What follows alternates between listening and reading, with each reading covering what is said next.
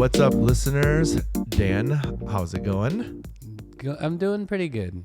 It's a little cold outside, but we're all right. You all right? Yeah. It's a citywide pastime in Chicago to complain about the weather. Is it though? Aren't we over that yet? I'm not. I've lived here most of my life. Yeah.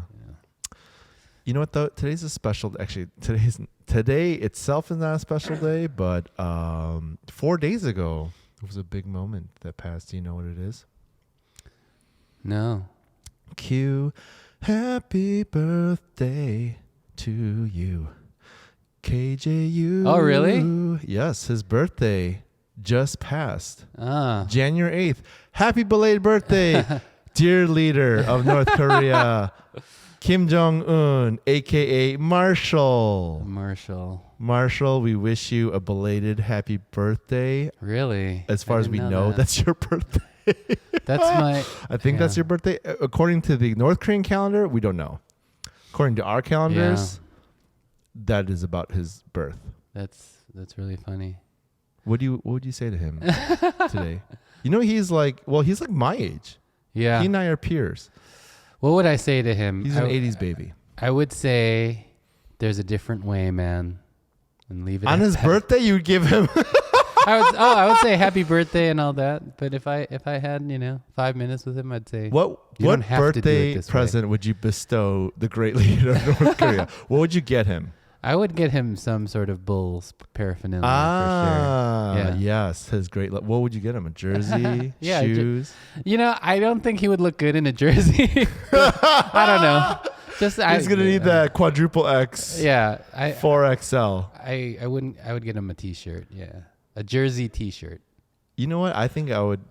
That's true. Bulls jersey, Bulls paraphernalia. That'd be nice. I think he'd appreciate that. Like the shorts. That's what I'd get.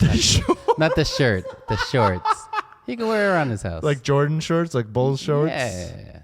You know what? Though most people don't buy shorts. Maybe he doesn't have that. Most people just buy. That's it's a thing. But you know what? That's not a very kingly gift just to give him the shorts.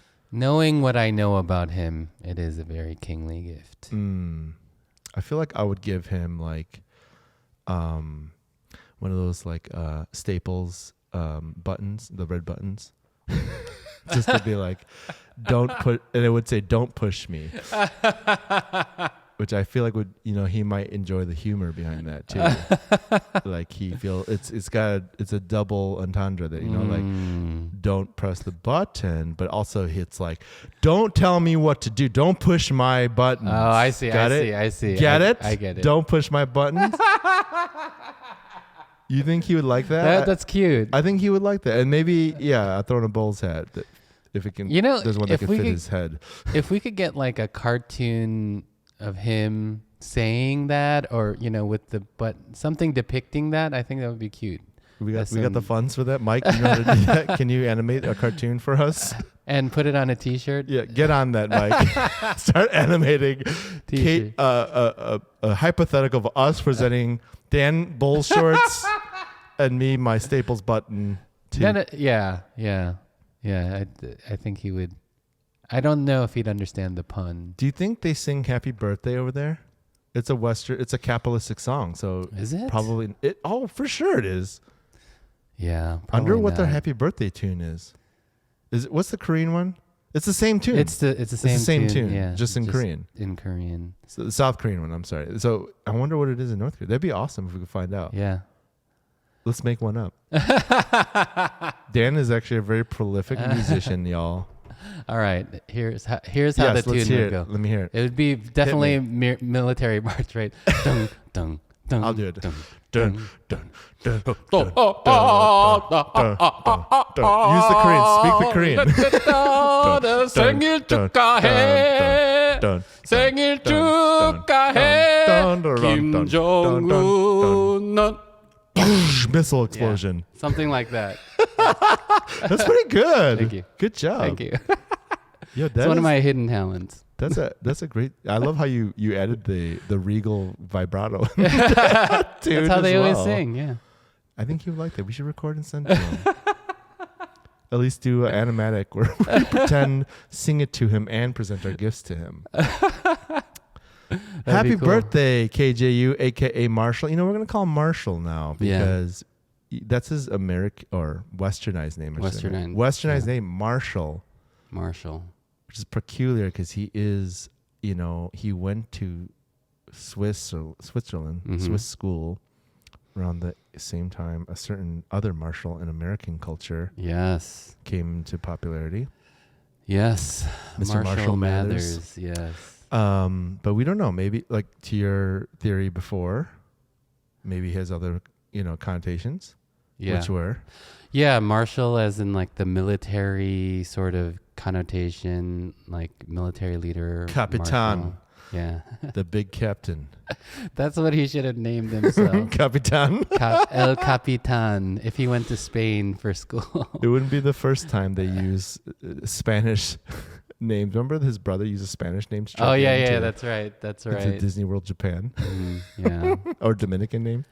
Dominican passport. Well, happy birthday, Marshall. Thank you. Yes. We don't approve of what you're doing, but we still wish you a happy birthday. In hopes. Sure. Our wish for you, our birthday wish for you is to go back to your roots. Yeah. Go back to your childhood roots of the love of Western culture, which we know you love. Don't lie. Please don't lie. Come on. We know. He knows the Bulls sub 500 record right now. Sure. Yeah, he's following. Oh, sure. For sure he's following. He's got DeMar DeRozan's jersey at home and a Levine jersey. Yeah, exactly. Well, Marshall, hopefully when you someday get Dan's shorts, that'll inspire you to be. I didn't poison them. To be better. Yeah, they're clean. He washed them. No anthrax. He wore them only on one or two times. Yeah.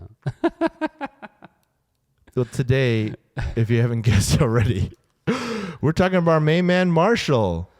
We want to know all things KJU. I've been looking forward to this episode actually a lot. It's a very interesting topic. Because I was so curious myself. So we're going to look into our man, Kim Jong Un, and we're just going to talk about, like, where did this dude come from? What's his background? Like, what do we know about him? And this is why I like it. It's because it's filled with speculation. No one knows. It's like no one has the full picture. We know a lot and we know a little. It's very strange. We know a lot and nothing. Yeah. Okay. Yeah, exactly. Yeah. So let's jump in. Okay. So we got a few, again, my savvy internet research here. Feel free listener, to go and find out your own information and send us some tidbits. Send us an email of what you've learned or what you think you've learned, because I don't know what I've learned. All I've learned is that, okay, per normal Korean dictator relations and upbringing, he got sent away at a young age to a Western country, Switzerland. Yeah. Thanks, Swiss, for being that neutral. Well, Sweden's the neutral country. I guess Swiss is pretty neutral too, huh? Isn't Switzerland neutral, Mike? I believe they are. Yeah. Well, thank you for being as much, crap as other people give to you for being whatever. Thank you for taking in the dictator of the world and giving them Western education. I will never wear K-Swiss shoes anymore. Sorry. A 90s shoe. Great. Now we just lost some ad sponsorship, Dan. Thank you. K-Swiss. I don't resound that K-Swiss, okay? Please send us your shoes. Yeah, it would be a great crossover. K for Korea, Swiss. I don't know. We lost them. No, I sorry. think you need to stay out of the marketing game and stick into the world geopolitical affairs game. Fine. All right, so he went to... All right, let's start from the beginning. Let's start way back in the beginning. Marshall, birth year is unconfirmed, but from what we know in terms of the Western calendar, solar calendar, it is January 8th, and we think it's like 1984, which would make him my peer. I'm your Hyungnim, though, buddy. I got the age on you. I got 2 years on you. And Dan for sure is your Hyung. All right? So he was born in the 80s, sent to the International School of Bern in Bern, Switzerland, which is like a suburb. We got some. If you guys look this up, you can find some images of like where he went. It's a pretty modest suburb looking. It's actually pretty podunk. It looks a little bit. It's the not school very, picture. Yeah. Yeah. Doesn't look like a dictator would send his kids there. Yeah. It looks like my Hangoro Hakyo. That's Korean school. The Korean school I didn't go to. Yeah. That I would constantly ditch, is why I'm so bad at Korean. It does. You know what I mean? It looks like a church building or something like that. It does look like a Korean church building. It does, 100%. It's like a bi-level. Is it a school? Yeah. Is it a multi-purpose rec center? Yeah. Is it a food donation bank? We don't know. It's everything. Yeah. Like, that looks like a loading dock right there. It does. Yeah, a lot of train. And there's a train track that runs right next to the school. Okay, so this is where young Marshall went to school. Apparently he went there. We don't know what age he actually was sent out, I believe. Oh, no, I'm sorry. It says, blah, blah, blah, blah. Yeah, around age 12 he was sent. Okay. And he was there for about, I mean, you were saying 14. Something else. 14, 17, yeah. So he was there for a few years at least. Years, right. We don't know how long. Yeah. And he got his Western education. The Liebefeld Steinholzli School, which is the name of the school, or International School of Bern, is I guess it's known in English-speaking circles. It's an international school, so there were a lot of obviously other international children. Yeah. So all the information we're getting is like from teachers or students knew him, which that to me in itself is mind-blowing. Can you imagine sitting next to that weird Korean kid in class, and it turns out this dude is the next dictator of North Korea? Well, yeah, this New York Post article, which I don't recommend for any source of like concrete truth. As a former journalist, I have some issues with the way it was written, but it is very interesting. I loved it. It's very entertaining, and it describes his friend from school who said that Marshall one day confided in him that he was Kim Jong Il's son, but he didn't believe him. His friend didn't believe him, right? Because that does sound like something your friend would say in elementary school. But at the same time, right? Like, you ever watch that Christmas movie, 8-Bit Christmas? No. It just came out. It's so good. It's with Neil Patrick Harris, like Steve Zahn. It's a great Christmas classic. It's almost like same story structure as like a Christmas story, like a kid trying to get a Nintendo. It's a great story. You'll love it. Go check it out. Yeah. There's a character on there called Kevin Farmer. It's in Chicago too, by the way, which is really fun. I'm ad popping this movie way too much, but there's a character named Kevin Farmer who's like the pathological liar kid that we all grew up with, who is like, I have a Nintendo. I have 3 Nintendos actually, and they were like all sold out, and like he constantly lies. Yeah. But that would be, I could see that. I could see no one believing this. I mean, I don't think he said it, but who knows what he said. I think he was the silent type because he came in as a kid, a third culture kid who doesn't know the language. language. Third culture. He's actually a second culture. He just came in as an immigrant basically. Probably was a little insecure about that, but maybe he wasn't. Who knows? He couldn't keep up with the language. I forgot what language they were speaking at the school, like the Swiss German accent or something like that. Yeah. So yeah. Which is a funny thought in itself of Kim Marshall speaking German. Can you imagine that? Right? I can, actually. I kind of want to hear him. Yeah. Not that he would speak any other tongue but his mother tongue, but what an interesting thing to hear as a teacher or a student. For sure. So he was sent there. Okay, and I just want to give you some. Okay, this is from that Post article, which again we don't know how accurate this is, but you know it's just fun to believe that this is true anyway. Some little bits here. So they said he was a reserved kid. Then this is from teachers and fellow students. Reserved kid who could be temperamental and obsessed with basketball, especially Michael Jordan. Yes, I already love this guy. He's my best. He's my friend growing up right now. All right? He was us. He also loved, get this, Jean-Claude Van Damme movies. That is you, man. It's me. He's me. Oh my god. He grew up. This is like my long lost brother, my cousin. He's my cuz. Jean-Claude Marshall, Van Damme. cuz, yo, we could have chilled. Yeah. definitely. It was also said that he wore only, this is when we start to separate, he only wore Adidas tracksuits and Nikes. He had a collection of like thousands of dollars worth of Nikes and Jordans, which I'm Marshall, sure he still has that's them. where our paths diverged. Yeah. I had whatever hand-me-down was going to fit me from my other brother. You had a nice outfit of, apparently. I wonder if he was like a little like hip-hop kid too, you know, like if he sagged his tracksuit a little bit. I mean, you got, okay. Sponsor. NBA fan, Adidas tracksuit. 90s action movie. 90s, and he named himself Marshall. If I had to guess, he's also a 90s hip hop fan. Which is crazy to me to think about that. Or he got into like Nirvana and like the grunge rock scene, alternative grunge. He could have been that. Yeah. Or he was like a Celine Dion guy. Or Michael Bolton. Titanic.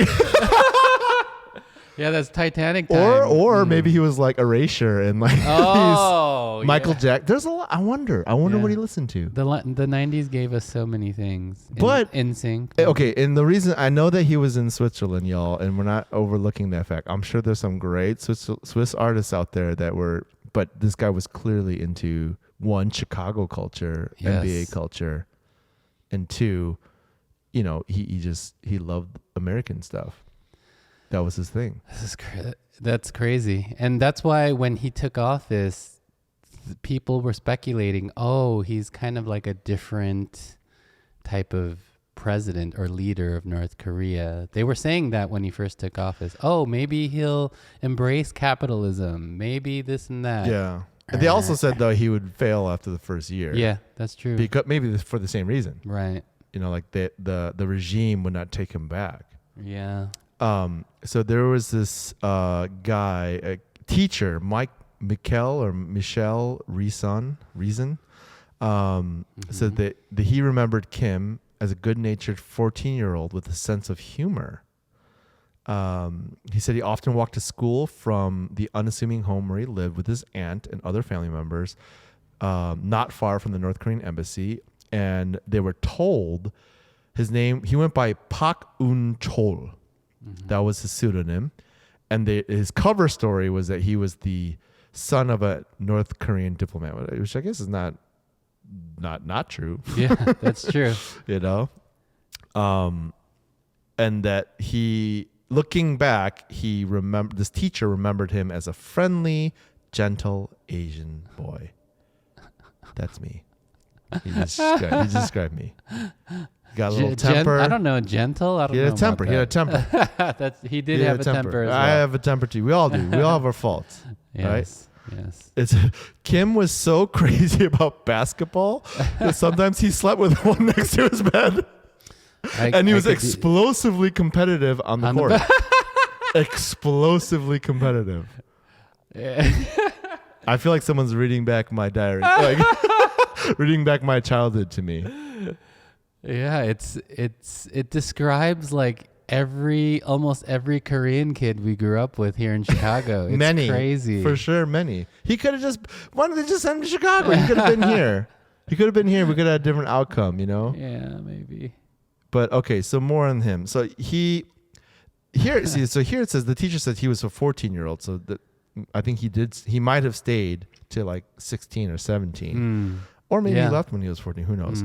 But that he went abroad often and spent family vacations skiing in the French Alps, going to Euro Disney in Paris, swimming in the French Riviera. Yes. So he did it all. Like he lived up the Western capital. Come on, North Korea. That's a little hypocritical. But you let your great leader do this. Obviously, it was all in quote unquote secret. Yes. But okay, let's. What kind of kid was this? Who do you picture here? What do you think he was like? You think he was Richie Rich? He had a silver spoon in his mouth and he's just like... I think he got whatever he wanted for sure. But he couldn't be so forthright with his wealth. So... He's a kid too. Maybe he just didn't know. Yeah. I mean... I don't know. I mean, if he came to Europe when he was 12. He experienced the opulence of That's true. his palaces and things like that. That's true. Yeah, I don't know. It's very, yeah. What kind of kid do you think he was? Well, we know that he wasn't that bright. They kind of put it in here that like he wasn't a dullard, but he wasn't extraordinary in academics. Yeah. But he loved basketball. He loved basketball, man. He loved the basketball. No, I mean, am I describing Jack a little bit? No, Jack is not dull. Jack is not dull. He's a very bright boy, but he loves that basketball. Does he sleep with a ball? He definitely has his basketball stuff all around him in bed. So Jack is showing some resemblance to Marshall. Not everything. You know, though, he is a friendly boy. Jack is a very friendly and funny boy. Yeah. Again, he's not Marshall, obviously. He didn't. Well, under the right circumstances, you know. Does he wear tracksuits and Jordans all the time? He has Jordans. Does he like hip hop, 90s hip hop? I hope not. I hope he's not listening to that. If anything, he shares his love and affinity for Jordan. Jordan, for sure. That is the strongest connection there. It is the strongest tie that he has to. And then we'll introduce him to the Van Damme movies soon enough. Soon enough, Jack. It's coming. Does he still listen right now? Is he listening? Is he gonna be listening today to this? No, I don't. I think he stopped a little while ago. He got disinterested when we. Yeah, after he came on, then he was like, "I'm good." Been there, done that. Yeah. Okay. All right. Marshall, KJU, goes to International School of Bern for his teen years, better part of his teen years. In 2000, we think around 2001. He comes back to North Korea after what do they call that? You know, like when I think the Mormons do that, or maybe the Amish do. They have like the little getaway. They can be whatever they want. Well, it's the Amish that do that, right? The Amish, right? Yeah. They have their like, what's that called, Mike? Rumspringa. Yeah. Oh, yeah. Okay. So he has his little Rumspringa. I wonder how that lasts for. How long does that last for the Amish? I think 2 years, right? A year or 2 years. Yeah. Whatever it is. He has his. Yeah. Comes back to North Korea. He gets enlisted into the college. His college is Kim Il-sung Military University. It is the Harvard of North Korea. Tops. But is it like the only school? I don't think so. Like I think Harvard if it had no competitors. Like it's the University of Phoenix and Harvard at the same time. I think it's genuinely difficult to get into Kim Il-sung University. Well, I mean, I'm sure they only put the best of the best in there, right? So he's in this military university, and then it kind of like his history goes a little dark from there because, you know, they send him to this university and we don't know what happens. And at the time, obviously, his father, Kim Il-sung, is in power anyway, and we don't even know if he's going to be the successor yet because he is number 3 in the order of 2 older brothers, just like me. He's just like me. We're the youngest of 3, and I am the golden child. Just kidding, brothers out there. So he had 2 older brothers. Yeah. But it says here most, like the CIA, the experts were saying, he was favored to take over because he had I don't know, I guess he didn't have a friendly disposition when he came back, but he had the kind of like the cruelty and cunning of soon-to-be leader. Yeah, maybe. Well, let's go through the tree real quick. We're not going to spend too much time. So, oldest brother, we know it's his half-brother. Name? Kim Jong Un. Nailed it. We know what happened to him. Yes, unfortunately. If you guys listen to season 1, you'll hear all about how Big Brother, it's called. Big Brother got taken out by little brother. Yep. Middle brother, which we don't talk about, is technically was in line. Yeah. Because older brother was out of the picture like from the get-go. He had made it clear Disney World over regime. Which Kim Jong Un went to Disney World in Europe. What the heck? He did. He didn't fall in love. I guess so. I guess He didn't do it Bulls basketball wasn't enough to pull him out of the regime. He knew he could get the best of both worlds. Right, Bulls, right. His love was Bulls basketball. He had a little patience. But Disney, you're either in or you're out. So Kim Jong Nam, and then middle brother, his name is Kim Jong Chol. Yes. He's out. Well, he's not out. He was not favored.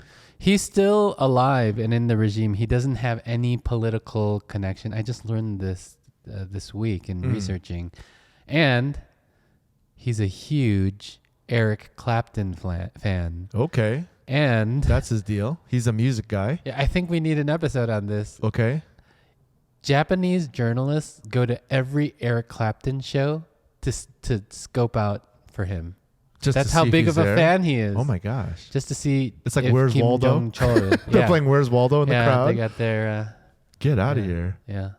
So wait, tell us why he was not the heir apparent. I don't know. It's very opaque, but he is not political at all, which probably keeps him safe, right? That and okay, so this is what I just saw some like keywords dropped in about him. From what I can tell, it was that he was too weak. Yeah, and I don't know what that. I mean, that could mean anything. Like the guy can't bench much, or he's just I don't think they're maybe sensitive. Maybe he was a little more sensitive. Yeah, I think Eric Clapton. They saw Eric Clapton as a weakness in him. Tears in Heaven, you know. Yeah, like so. This guy was just written off. Yeah, and then number 3 was Kim Jong Un, and he was the golden child. Which again, like when he was growing up, and I guess this happens with any kid. I guess it was spoiler alert, Dan. Watch out. You know, they're cute and friendly now, but who knows what kind of ruthless person they're going to turn into when they leave the homestead. Watch out, Dan. you better make sure those kids of yours are just really, fawning over your every word. Yeah. But well, actually, to that point, I guess he did turn back to Daddy and follow in Dad's footsteps. He did. He's the one who curried favor from his dad. Which is like, okay, for the listeners out there, at the time, paint the picture, Dan, because I sort of understand this, but you lived it. It was like everyone thought this dude was going to be Mr. West. Like he's going to come back and bring in Western culture to North Korea. Like he was all those things, and then something just like flipped. What happened? Like, so I was listening to some interviews with Anna Fiffield. She wrote a book on the early life of Kim Jong Un, and she was talking about that, and she said something very, very insightful. She said that as people early on in his regime said, "Oh, he might bring Western ideas and a more Western style of democracy," she said at the time I thought the opposite, which is because she said that he realized that his system in North Korea was the only place where he would be king or respected. In Switzerland, he was a nobody. Right? He was some kid. He wasn't popular. He wasn't praised at all. But back in North Korea, man, he was the king's son. At the age of 8, I guess, he got his own official military dictator's uniform. And it was a real thing. And so he was treated like a prince or a king heir apparent. And going back to that, he's like, she thinks he was like, this is the only way that I can live like this. He got picked last on those basketball teams. That's what happened. The Swiss kids did not pick him up. He was if they had only picked him first, maybe we'd have a different regime today, huh? Think about that, Switzerland. Just it's your kidding. fault. Yeah. It's not your fault. But no, that makes sense. He had the silver spoon. He got a taste of the rich life. Right. And then, outside of that. And then he lived as a normal person. Right. Rich, but, And I wonder, maybe with his brother, it was opposite. Like he was living that rich, crazy life. And then he saw the freedom life, of like, he didn't want it. He didn't need to be, he could be everybody else. Right. Maybe it was a little bit of personalities too, of like wanting to be number one and not, like that. Type A personality or whatever that is, Right. Maybe Kim Jong Un came back and he was like, okay, I got to be the next guy. And so, or he wanted it. Yeah. Apparently the other two didn't want it. Yeah, exactly. Huh. Which is a lot to shoulder too. That's not nothing. But that says a lot about your personality too. Like going back into like, I want to be dictator. Yeah. Yeah. I mean, you got to, right? Yeah. At some point you got like, I would assume that the people pulling the strings, which at the time was his aunt and uncle, which later he had assassinated. Notes. Well, his aunt and uncle were like pulling the strings, and I'm sure they slapped him up real good and told him, "Hey, this is the reality. You gotta like be brutal." And then that probably backfired on them too. You know what I mean? Like, Yeah. That this is crazy. Like, It's crazy. what kind of childhood is that? I can't even relate to that. Like, No. let alone the silver spoon life, the returning to be the all power the living god of a country. Living God. Yeah, that's the. Yeah, there are other kids, like kids of presidents or kids of, heads of state, but going back and being the head of the eternal, the descendant of the eternal president and supreme leader of North Korea, Kim Il-sung, right? I mean, that's a lot of pressure. Only one other person in this world has experienced that. His name was Jesus, I guess. Yeah, Being seriously. the living God, right? Yeah. Like, that's huge pressure as a kid knowing that. But I don't know. It's just weird. Like, you never know with like people's psyche and the way they grew up, nature, nurture, whatever, like a combination of both, what how they're going to rise to an occasion. Right, sure. Or how they will take that. Obviously, we know now in hindsight because he's turned out to be just as ruthless as his father. But okay, so how does one grow up in that environment with a level head? Right? Yeah.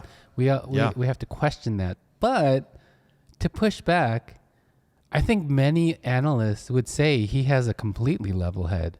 Right? Yeah. His ambitions are crazy. He wants to remain dictator, all powerful, and God of his land. Yeah. Right? And in order to do that, he had to do these crazy things. He had to assassinate his uncle. He's got to play the game. Not assassinate, but by firing squad, was it? I forgot. He had him executed. Yeah, he executed his uncle in order to do that. And his uncle's posse, like people who were around his uncle. Exactly. Which his wife, his aunt as well. Exactly. And his uncle is also a descendant of Kim Il-sung. Yes. Think about that. Yes. Crazy. Well, okay, so that's really interesting you bring this up because as I was reading into this, everyone, all the the articles and reports I'm reading are like, he turned out to be just as ruthless, I don't know if that's fair. Like, I'm not doubting he is. He did the things he did. That's his consequence. Right. But there's this one CIA analyst, I didn't write his name down, but he has this quote where he says, Marshall, I shouldn't say Marshall. Marshall inherited the nukes, the repressive bureaucracy, the gulag, the fear, and there's no way to escape it. If he wants to survive, he has to continue the brutality because there's no other way for him. It's like, the best example I have obviously come from another movie. It's like, if you're going to be in the mafia and like you want to live that, like you don't want to live that life, but you're born into that life, you just like, you have to do that, or you got to run away like the older brother tried to do. Right. Like, so either if you're going to accept this and like want to live this life, you have to accept that. So again, I'm not saying he's not ruthless. We just don't know the full story. It's like, how much of this is like, he's got to play the game in order to be in that power seat. Right. And I don't know. It's so hard to tell what's possible, what's going to change and what's not. And how can you make change in something that's so inherently built into the fabric of society? I think the insanity comes in the just the desire to be that person, right? Yeah. But all of the other things that he's done is very pragmatic to keep that seat. That's how a lot of people would look at it. Yeah. Like those are necessary steps. Definitely. He's playing Game of Thrones, basically. Right. That's what it is. Because we look at it from our, if you follow the law, right, and you work hard and you pay your dues, then it'll pay off. We live in somewhat of a meritocracy, right? People would would debate like how much of one it, but somewhat, right, of a meritocracy. With at least the pretenses and intention of being a meritocracy, you know, like exactly, right. Right. That is what we're told as children, right? Yes. And that is what I think many people subscribe to. And from that paradigm, of course, this dude looks crazy. Yes. But he doesn't work from that paradigm, does he? and the regime, and that's the whole thing we always talk about. Like that's the most, I feel like, maybe nebulous concept about North Korea is like, who is pulling the string? Like who? It's not one person. Yeah. It's a collective mindset and culture that's been built over decades. And you can't point the finger at one person. Yeah. It's everyone. Everyone is living in this paranoia, this fear, this history, this false history, the false information.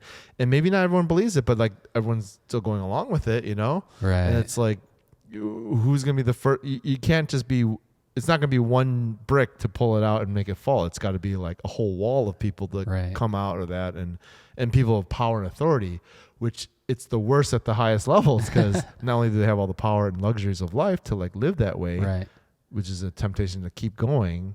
Right. It's also, you're not going to want to be that. You can be the uncle. Right. You could just be erased. I mean, think about all the things, the crazy things they had to do to even get to that point. Yeah. It's not like they're going to get there and say, okay, I'm good now, right? They're going to be just as ruthless and diabolical to keep that. Well, yeah, they're always watching their back. Yes.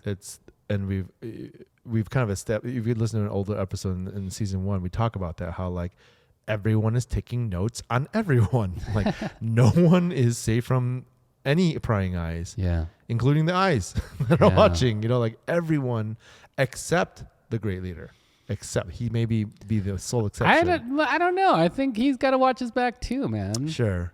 And I think that's why his sister is around, because he feels like he could maybe not trust her 100%, maybe, I don't know. Yeah. But trust her the most out of everyone. Yeah. Yeah. So anyway, there's just I guess the point there is just there's nuance to every situation. Even in this one, where again we don't want to say that he's not ruthless and he's not, but there's way more to it than just that. Like, I mean, the whole system is crazy. It's easy just to paint him as a crazy person. Yes. Yeah. But you know what excerpts are saying though is like his father was a little bit more just like his Kim Jong Il came off way more just like, this dude is just an evil dude. Like he just looked like he looked and acted like a god. Yeah. Like he thought he was a god rather. Right.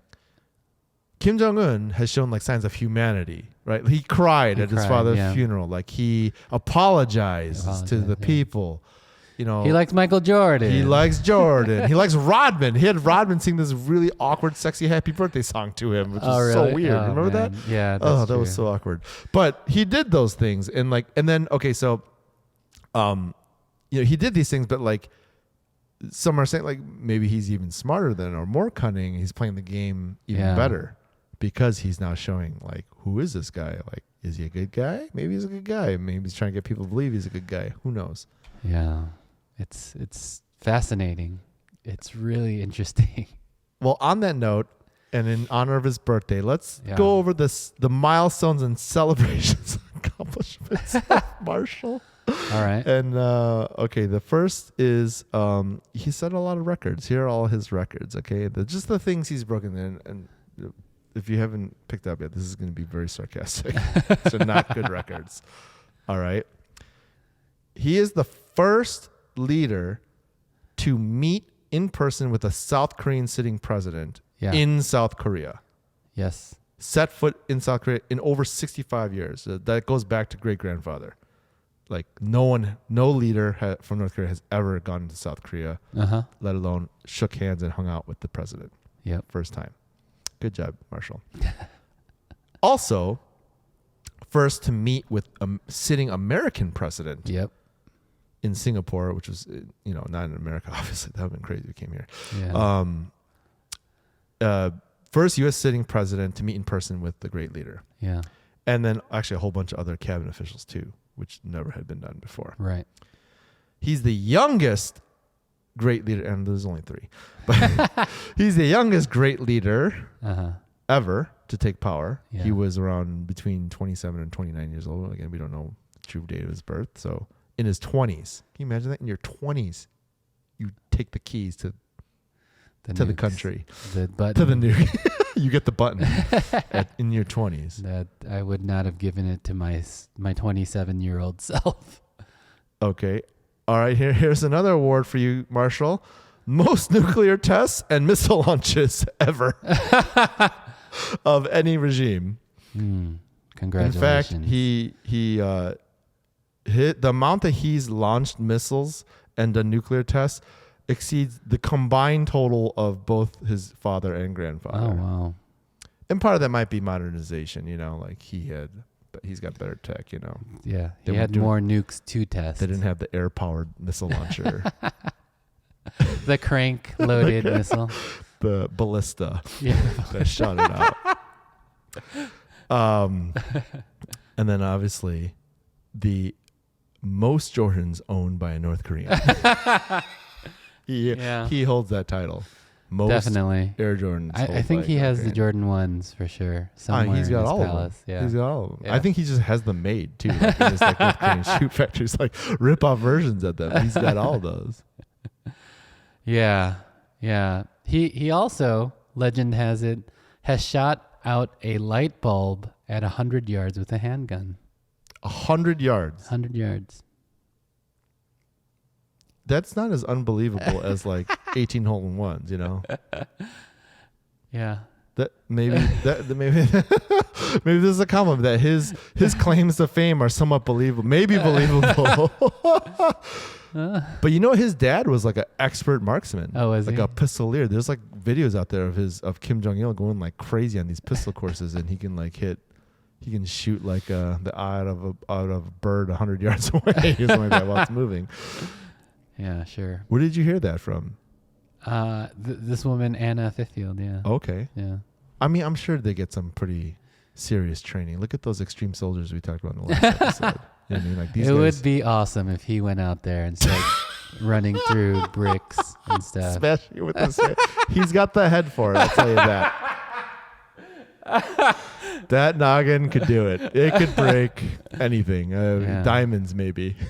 And that is another thing he has in common with my son, Jack. Huge head. Huge head. He's got a big head. It's okay. Happy birthday, Marshall. Hope you change things around in 2023. Yeah. You gonna say anything for him? There's another way, man. There's another way. That's come on, be a little more positive. What's another way we can say that it's a little more positive and welcome and encouraging? And encouraging. You can display your greatness in another fashion. Let me try it. Here it is. How about this?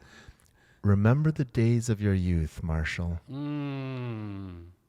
Don't focus on when you weren't picked when you were picked last. Focus on the love of the game. The love of the game. Remember the love of the game. Yeah. And share that with your country. And I don't just mean basketball. That's my way of saying there's another way. Yeah. We hope you're okay. And happy birthday. I don't know. I can't warmly say anything to him. I just can't. I get it. It's okay. You can just say happy birthday. Happy birthday, reluctantly. Enjoy the shorts, Marshall.